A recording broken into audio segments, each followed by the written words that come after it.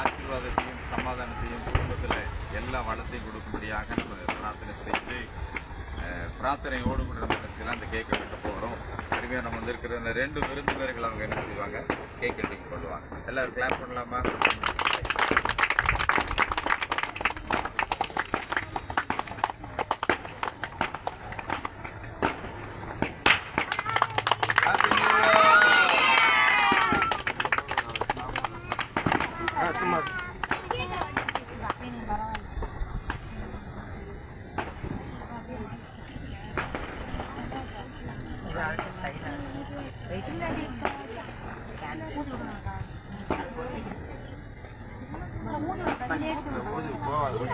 Happy new year sir.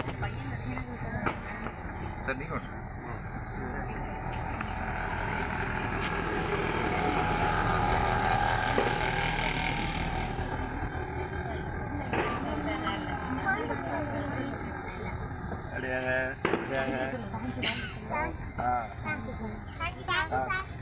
Okay sir, உங்களுக்கு என்னுடைய புத்தாண்டு வாழ்த்துக்கள்.